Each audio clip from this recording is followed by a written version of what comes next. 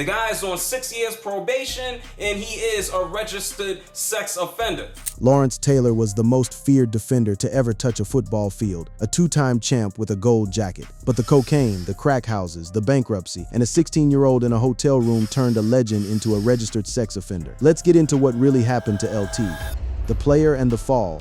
Lawrence Julius Taylor was born on February 4, 1959, in Williamsburg, Virginia. He was the middle child of 3 sons raised by a shipyard dispatcher father and a school teacher mother. He did not play organized football until his junior year of high school at Lafayette High in Williamsburg. Before that, he was a baseball player. In the Maintaining with Tyrus interview, Taylor explained how late he came to the game. So, you started football late. Well, not late, but like not late. But you started. I was always a baseball player. You know, Okay. I've been playing. I played baseball. He almost walked away before he ever got going. The man who would terrify a generation of quarterbacks nearly quit the sport in high school. What kept him in it was one conversation with his father. When I went out for football in my junior year, I wanted to quit, man. Hey, and I said, my dad looked at me. He said, "You're not going to quit."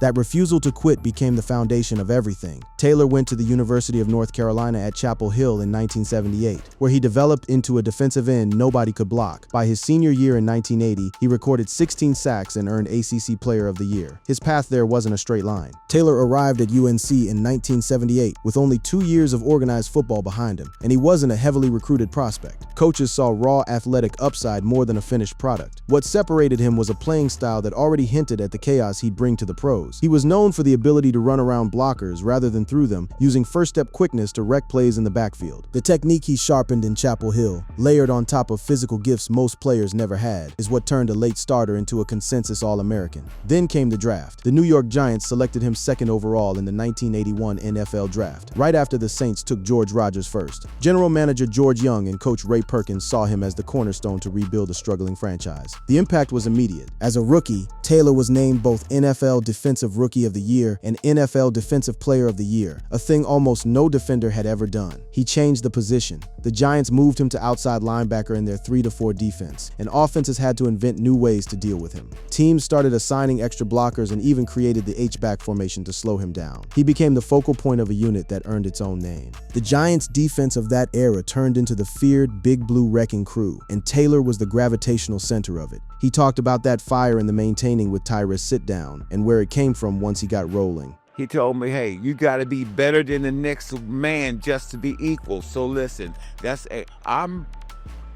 I'm going after who's ever in front of me. Taylor's relationship with his head coach, Bill Parcells, was the engine of his career. It started rough. Taylor told the story of his first week of practice when Parcells rode him on every single play. He was a great coach. I mean, because in the first week that I come to, I'm practicing, he's on me every play. It got to a breaking point. Taylor walked into the coach's office and made a demand. What they reached that day was a deal. I told Bill, I said, "Bill, either cut me, trade me, or put John Scorpan back in front of me." Because Taylor would play his way, and when he messed up, he'd do it Parcells' way.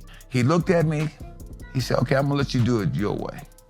But when you screw up, you gotta do it my way." That partnership produced 2 Super Bowl titles after the 1986 and 1990 seasons. On the field, he was untouchable. The problem was that the same fire that made him great off the snap was burning through the rest of his life. And the most infamous play of his career wasn't even about him. On November 18, 1985, during a Monday Night Football game against Washington, Taylor came off the blind side and brought down quarterback Joe Theismann. Theismann's leg snapped, a compound fracture of the tibia and fibula that ended his career on national television. Taylor signaled for medical help immediately and has said he still cannot watch the footage. Theismann himself, years later on the Pat McAfee show, framed it as the best thing that ever happened to him. I really started really believing my own headlines. I started thinking I was really, really good. He called it divine intervention. And I was one of them. And then after the evening, after I got hurt, it gave me a chance to be introspective. So, Lawrence Taylor, the greatest at his position, a 2-time champion, a man who changed football. But the whole time he was building that, something else was building too. And to understand what really happened to LT, we have to talk about what he was doing when the cameras turned off. The addiction that never let go. The cocaine started early. Taylor has been brutally open about it across 2 autobiographies and a 2003 60 Minutes interview with Mike Wallace. He first tried cocaine at a party during his rookie season in 1981, and by his 3rd season, he had moved on to crack. In the 60 Minutes segment, the interviewer laid out exactly what Taylor had written about the depth of it. You write, I'd go through an ounce a day. There were times I'd be standing in the huddle, and instead of thinking what defense we were playing, I'd He finished the thought himself. His mind was somewhere else entirely during games. be thinking about smoking crack after the game. Well, you gotta understand though, it didn't affect my play. To survive the league's drug testing, Taylor cheated the system. He swapped urine samples with drug-free teammates to keep playing. That worked until it didn't. To beat NFL drug tests, Taylor told us his teammates would give him their urine. But he finally failed a test when the urine he'd been given turned out to be dirty. The failed tests stacked up. He tested positive for cocaine in August 1987 and got a warning, then failed again in August 1988 and was suspended for 30 days. One more strike would have ended his career, so he stayed clean for the rest of his playing days. But staying clean was a leash, not a cure. The 60 Minutes piece captured the disturbing part. Retirement didn't feel like relief to him. But as he approached retirement, he looked forward, he said, to going back to cocaine. The interviewer pushed him on how that was even possible for a man with everything. I saw coke as the only bright spot in my future, you're right. Yeah, Lawrence, you're a legend. I know. You got a ton of money. And then the line that explained the whole tragedy to understand why the addiction had that grip. Coke is the only bright spot in your future? Because that's how powerful the drug is. You have to understand how Taylor framed it himself. He has long described 2 versions of the same man. There was the LT persona, the thrill-seeking adrenaline junkie who needed danger and excess to feel alive. And there was Lawrence Taylor, the version that represented responsibility and stability during his playing years. Football kept the LT side partly in check. The structure of practice, film, and game day gave the recklessness somewhere to go. When that structure vanished, there was nothing left to absorb the impulse, and the drug filled the space the game used to occupy. The day after his final game, he was back on crack. He resumed using it as the structure of football disappeared. The 60 Minutes segment described what came next as a free fall. 2 years where he chased the drug the way he once chased quarterbacks. From the fall of 97 through almost all of 98, LT lived a life of drugs, depravity, and degradation. Drug addicts lying in the corner, curled up in a ball, the rugs burned. He admitted his own home had become something close to a crack house. The arrests piled on. I got him really bad. I mean, my place was almost like a crack house. I mean, not where you sold it, but I used to have a lot of stuff in my house. He was arrested in South Carolina in May 1996 for trying to buy crack from undercover officers, and the charges were dropped after community service. Then, in 1998, it happened twice more, once in Florida for trying to buy crack and once in New Jersey for drug paraphernalia. This time he had 2 choices, either take rehab seriously or face years in prison. That second wave finally gave him a choice he couldn't dodge. This time he took it seriously. He spent 2 months in rehab and emerged in 1999 claiming sobriety. He had tried before and failed. Back in February 1986, he checked into a Houston program, but left after about a week, convinced golf could be his detox tank. He also went through rehab twice more in 1995 as his post-career life spiraled. This attempt held longer. He credited golf, structure, and resolve, and publicly claimed clean years from roughly 1998 to 2009. But even in recent years, Taylor has admitted the pull never fully left. At a 2025 speaking event at the Little Rock Touchdown Club, he reflected on late nights, early mornings, and how hard it is to escape the lifestyle without real internal change. He has tied the addiction to a wider set of losses too, describing it as turning his life into an extremely expensive party that never seemed to end, one that cost him his health, his money, and years with his family. The addiction wasn't an episode, it was the thread running through everything that came next: the money, the family, and the case that defined his legacy. The 2010 case and the sex offender label.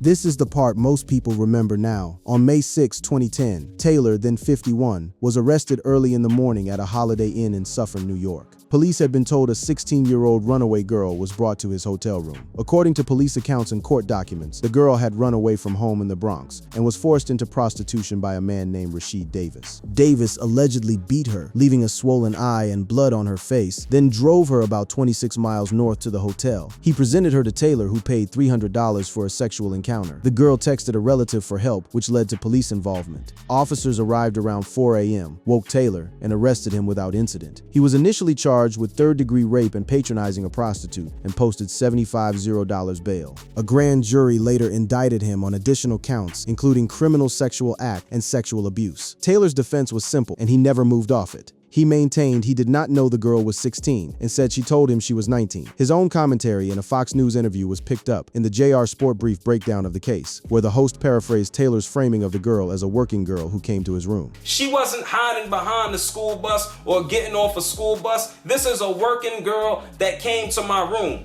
and all of that is debatable. The same commentator made clear how badly that defense landed. The defense did more than rely on Taylor's word. You're not helping your case saying you don't card them.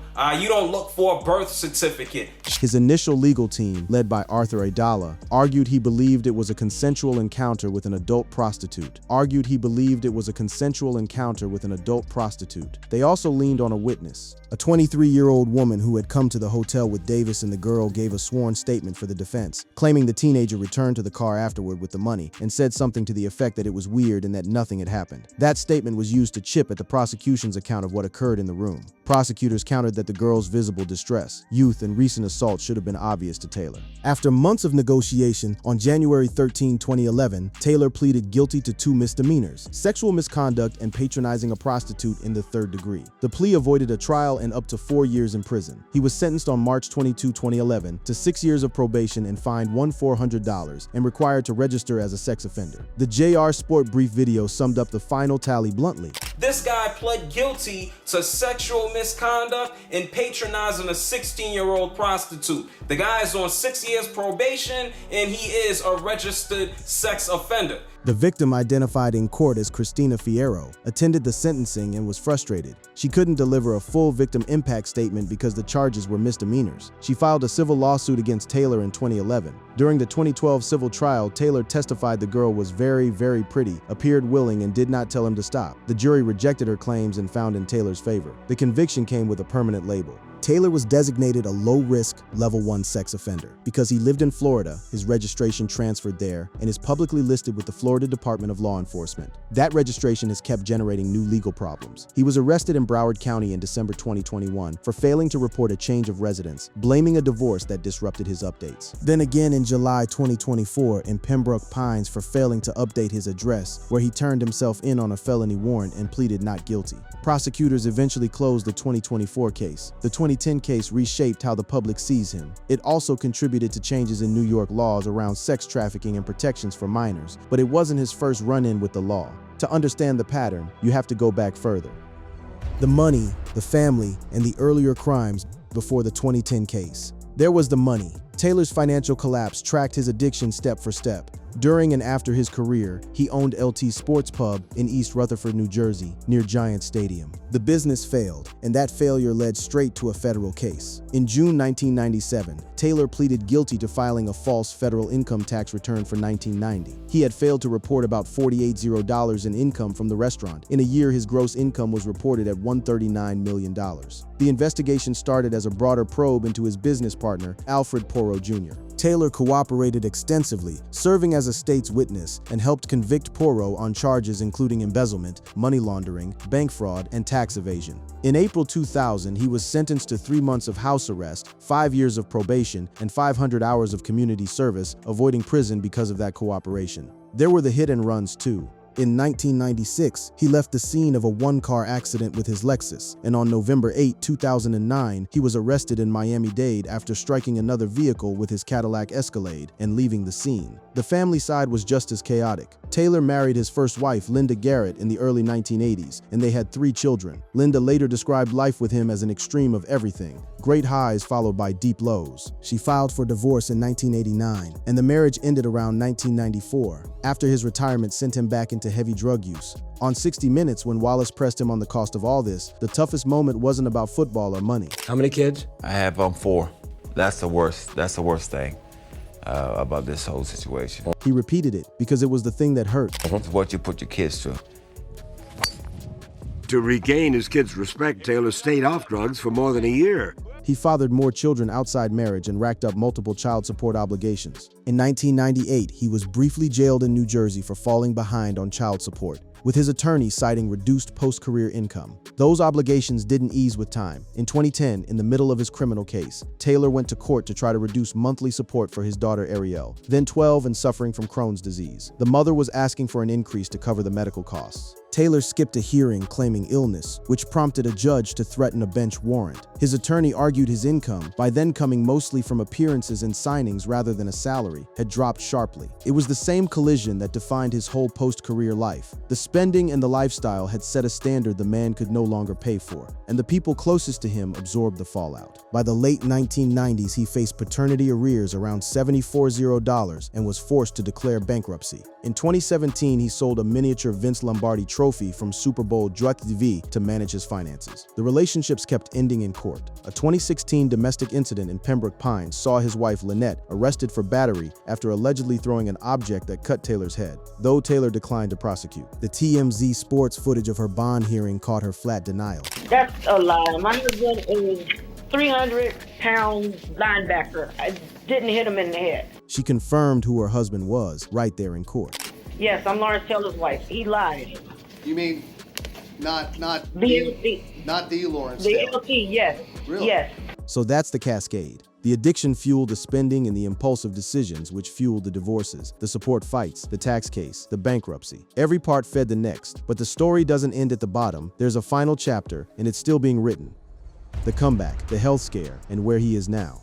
For all the wreckage, Taylor has spent the last 2 decades trying to stabilize. The first milestone came fast. He was inducted into the Pro Football Hall of Fame in 1999 on the first ballot, with 96.7% of the vote. His son introduced him. In his speech, Taylor thanked the people who carried him through the worst of it, including his ex-wife. Well, you know, I like to thank so many people. I like to thank Linda for keeping up, putting up with me for so many years. I like to thank my parents for really just work with me. He thanked his kids for forgiving him. I like to thank my kids for understanding that people do make mistakes in life.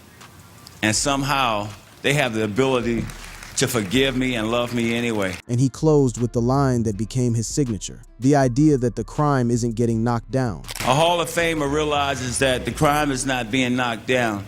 The crime is not getting up again. Golf became his anchor. He has repeatedly credited it as his detox tank and a structured outlet for his addictive tendencies, playing 5 or 6 times a week when he isn't traveling. He also reconnected with the Giants. In 2025, he visited the team's training center to speak to the defense, emphasizing teamwork and understanding each other's roles. The reconciliation with his family runs alongside the football one, and it's the part he seems proudest of. His daughter Tanisha co-founded the Lawrence Taylor Family Foundation with him in 2020, an organization focused on education and community work. In the Maintaining with Tyrus interview, Taylor lit up talking about it, describing how she runs the foundation and how many kids and families they've reached over the years through work on youth empowerment and mental health. For a man whose lowest point was tied to what he put his children through, having a daughter steer a foundation in his name reads as a kind of repayment, a sign that the bonds the addiction nearly severed had been rebuilt into something productive. In the same interview, that sense of peace was the through line. He talked about being satisfied with who he is now. And I'll tell you something, it is so satisfying when, like right now, I'm satisfied with Lawrence Taylor. He described having a different outlook entirely. I have a different, look on life and stuff. Hey, I'm telling you what, I'm cool with me. He also reflected on getting it too late, the lesson about building something nobody can take from you. Because life is long. Yeah. Football is short. Life is long. I didn't get it, but I got it. Public recognition came back too. In August 2025, President Donald Trump appointed Taylor to the President's Council on Sports, Fitness, and Nutrition, part of an executive order reviving the presidential fitness test. Taylor admitted he wasn't sure of the exact role, but said he was there to serve. Then came the health scare. In April 2026, at 67, Taylor was hospitalized at Morristown Medical Center in New Jersey for a stomach-related issue, later confirmed as acute pancreatitis. His attorney said the condition did not appear life-threatening. He remained hospitalized for about 10 to 14 days and was discharged around early May 2026, then returned to his home in Florida. His attorney said he was grateful to the medical staff and hoped to be back on the golf course soon.